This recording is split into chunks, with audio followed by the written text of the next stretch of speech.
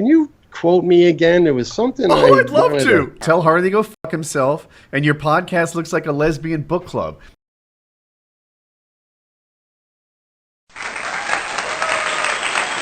Harley, do you have a Shoenice story? Like, didn't you have some interaction with him? Yeah. So I early on, I remember like you get this audience and you're not sure what to do with it, and I wasn't sure what I wanted to do with this Epic Mealtime brand. I'm like, oh, maybe I'll make a team of people that have channels that are up and coming, and we'll pair up together and figure something out. And so I saw Shoenice early. I was watching like his first videos. I'm like, this guy's insane. I was sending it to people when he had like 10,000 views. And I ended up getting his phone number. And if you think that guy's crazy in his videos, let me just say he's well behaved there. We've corresponded on Twitter quite a bit, he and I. What did he do? At least that's from type. I called him, and I was like, "Hey, Shoenice, my name's Harley. I have this show, Epic Mealtime, and like it's really loud where he is." And he was just like, what? He's like, who is it? And I'm like, it's Harley from Epic Mealtime. And, I just wanted to talk. And he was like, listen to me. And then he hung up. And I was like, okay. And I chilled.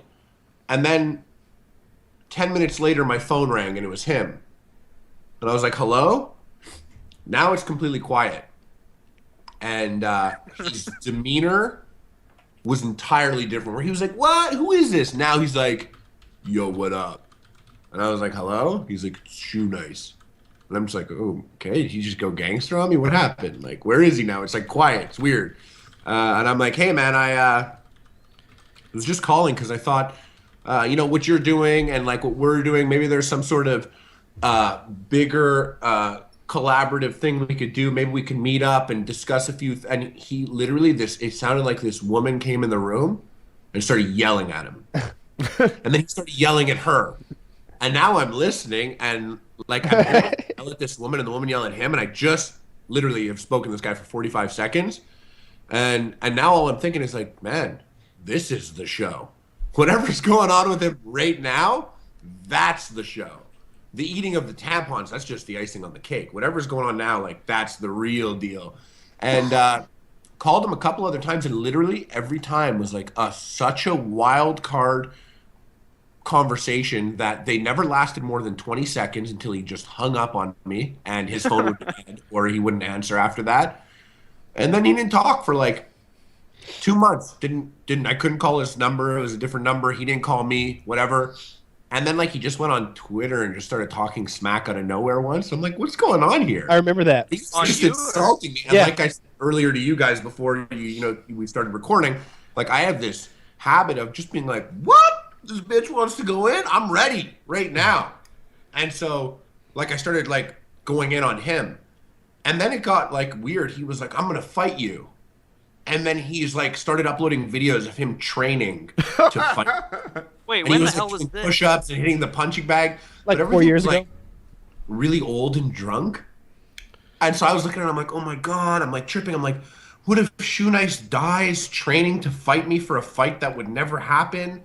And then I'm like tripping out. I'm like, what if I killed Shoenice by like somehow calling him to work together and he took it as fighting words in some messed up world that he's living in? And he like started insulting me, and me insulting him back on Twitter. He started training to fight me. What if he has a heart attack? The guy's eating 1,000 tampon cigarettes and like full bottles. I'm like, but I'm gonna be the one that kills him, and I'm like tripping out. I'm like, oh my God.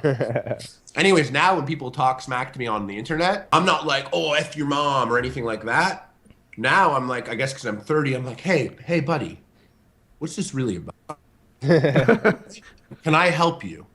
Like, is there something going on? Do you need the sauce boss's You're help? trying to be Robin Williams in Good Will Hunting. It's not your fault. Yeah, I'm not gonna go in and like insult you. I don't think I've ever gone in an insult match with a random on the internet and lost, but I always lose a piece of myself because I say really mean shit to them. I'm like, I'll go deep. I'll like pull up a picture of their girlfriend. I'll be like, oh, what? I'll be like, that's your girl? I'm going to cuck you, you beta. and then after, I'm just like, I shouldn't have said that. Like Forrest Gump, for real. I had braces on my legs as a kid. I went to war and back, and I had a son with a girl named Jenny.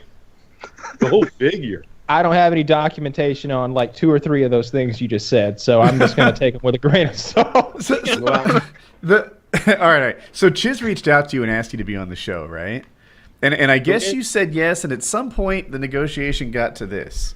If I don't hear from you by tomorrow, I'll figure you back down like the rest of the pussy channels on YouTube.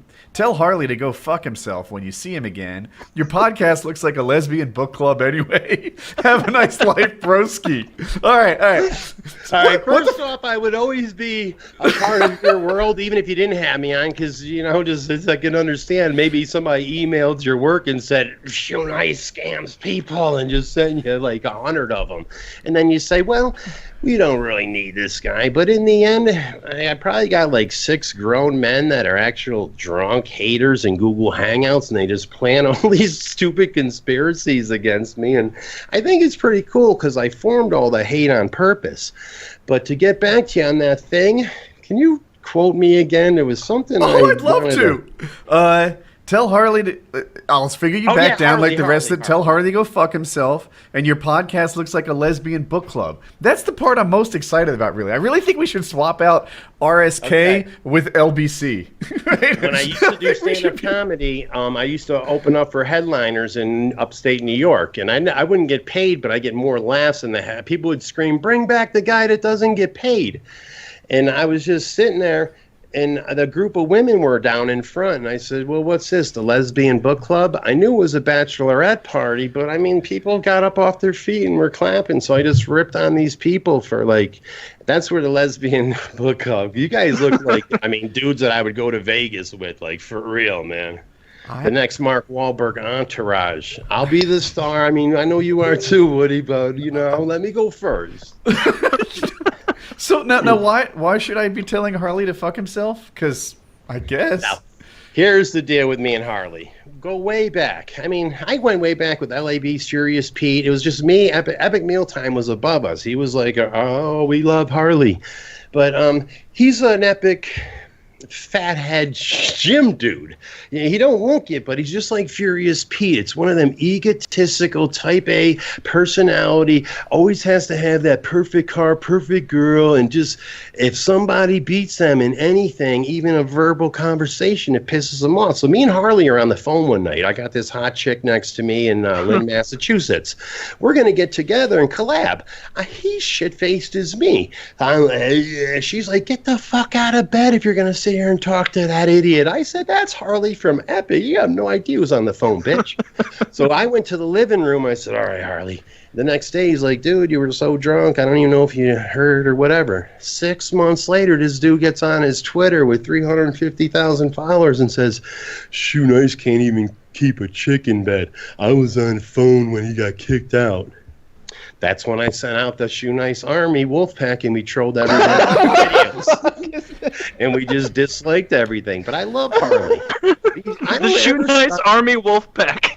I don't ever start an argument. Oh, the Wolfpack's retired. I'm done with my trolling days. It just got boring. I imagined the Wolfpack was what you call that band of homeless people that you had. I just imagined like 85 hobo Joes with like little jibs and shanks. Swarming the internet cafe.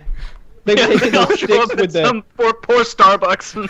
I think Harley made some professional mistakes that brought him out of the top 10 in YouTube, but who's talking? But it doesn't matter because Vivo is going to be in the top 10, top 20. It's all going to be Vivo, Justin Bieber, Eminem, because it's just music, and Vivo's going to own that top 10.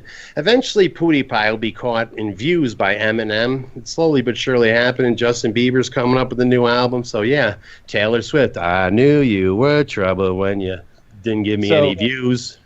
So you're not drinking right now. So that's interesting. Either subscribe, donate, or get the fuck out.